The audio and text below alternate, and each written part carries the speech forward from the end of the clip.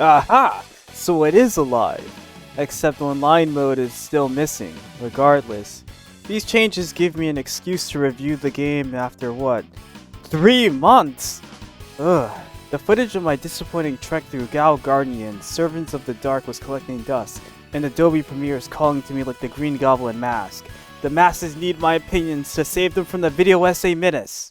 I've been sitting and letting my thoughts marinate over this Metroidvania visit, among other things. I don't normally play Metroidvanias. In fact, I avoid the genre due to my poor sense of direction, often getting lost.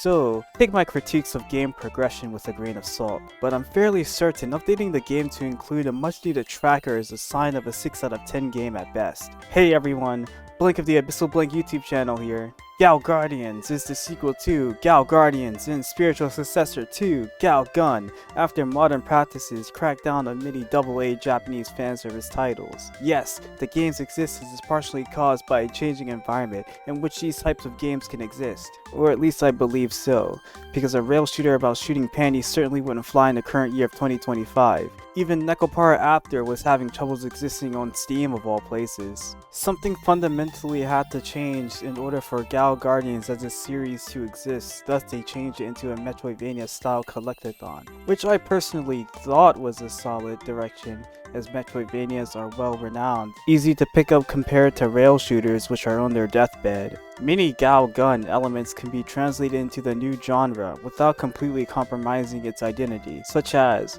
in the first game you collect panties. I skipped the first game, only hearing about the Guardian series after its sequel was announced. It had maids, and I was hooked because I like maids that much. And being able to control a set of maid protagonists made the sequel much more appealing. If I was going to spend a lot of time in a genre I'm not fond of, then I might as well do it with characters that appeal to me. But man, what a drag the entire narrative was. The story starts with our heroines returning from a vacation only to find their home castle attacked. After the worst way of tutorializing the player, they reach the throne room where they witness the culprit of the attack. The head maid, accompanied by Lysenberg? I'm not even going to look it up. Betray the current demon lord, killing him. But since we're in hell, no one can truly die. The demon lord Maxim is reduced to a tiny skull and lays out the simple plot. Collect his bones and stop Liza and what the freak is his name? Collect his bones and stop Liza and Lysenberg from obtaining ultimate power. The story only serves as a backdrop for the Metroidvania to exist, and it really shows. Despite the game doing its best to present comedic characterization, it just falls flat. It doesn't even feel uniquely anime. Kirika is stoic and dry, and Masha, she exists. Certainly nothing going on in that head of hers. Neither have any real meat towards the events that unfold over the course of the game, only discussing the essentials of what the player needs to know. Narrative focus is at odds with Metroidvanias, and I believe they convey their stories better when sprite animation carries the characterization instead, introductions notwithstanding. And here, the main cast just goes, we're blocked. There's no way forward. Aha! I have an idea. We should go here instead. Lord Maxim, you're a genius! Then you backtrack the entire map to go there. The progression from A to B is horrendous in this game. As I said before, the game needed to be updated in order to include the boner tracker. These bones act as EXP for your character and they drop when defeated enemies. Keyword drop. Problem arises when you realize all progression will halt when you don't have the right amount of bones needed to get the double jump, then triple jump, then air dash, then shine spark. Prior to the update, you have to go back and forth within specific areas in order to grind bone drops. Each area has their own specific amount of bones, and there was zero indication, no pop-up or voice lines to convey to the player whether or not they collected all of the bones in that area. Get ready to listen to the most sterile 5-second BGM loop for 5 hours. There's like 5 songs in total in this game, and 3 of them are area background music. Post-update alleviates some of the game's ambiguity, but in one instance I found that the bone tracker also includes bones that are hidden in chests, so this entire fiasco really made me think what kind of intention the developers were cooking because they burnt the whole thing. Another example of unpolished is the large bones you need to purchase from a shop during the middle of the game. In this specific town there is an arena that you can't go to.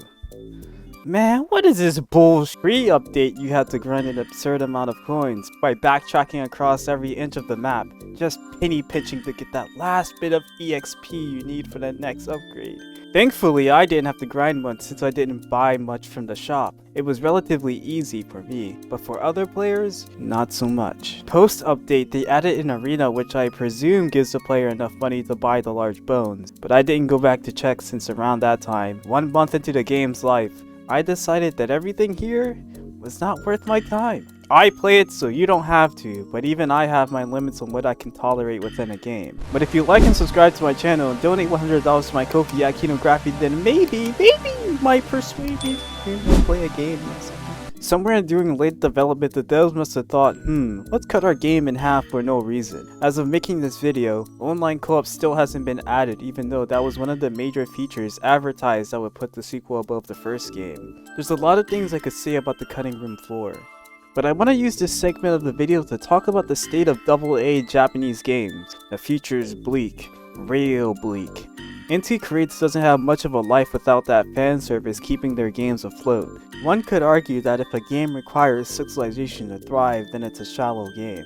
But I would counter by saying these games were supposed to be niche, built with a specific audience in mind, but we currently live in a time where all things must appeal to everyone, for lack of a better term. Gal Gun can't exist, thus Gal Guardians must replace it. But since NT Creates can't unabashedly be themselves, Gal Guardians must be as bland and unappealing as possible.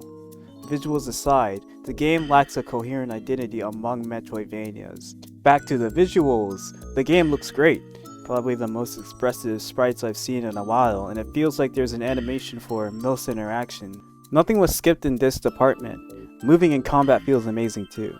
It's smooth, and there's a lot of things you can do with either Masha or Kirika just by thinking abstractly or using certain equipment to your advantage. Often it is said that the double jump opens the world up by miles, but I think the Shine Spark does that in spades. It makes backtracking faster, makes you invincible as you dash through enemies, incredibly quick to activate, and even ignores hazardous terrain. The best moments of this game is when it turns into Sonic 2, especially in the final dungeon. Having only played Super Metroid, I went into this game with reasonably high expectations, though I came out of it realizing that I much prefer the Metroid instead of the Vania, and this game encompasses the latter. I can only assume it uses Vania's tropes in a poor way, since against bosses, it felt like getting hit was intentional, and boss arenas were always flat with very few exceptions. I wanted to do a no-hit run on some of the bosses, but there isn't even a boss rush mode, and there's only 3 save slots. What are we doing here? It's 2025. What gives? I did my playthrough on Challenger mode, the highest difficulty, and in Challenger mode, whenever your character dies, you are immediately sent back to the last respawn instead of swapping to whoever is alive. There's an upgrade that remedies this tied to the bones, but because of the forced respawn, I found it better to have both characters die, get a full restart, instead of backtracking, retrying the boss with half the HP, and then only to die again.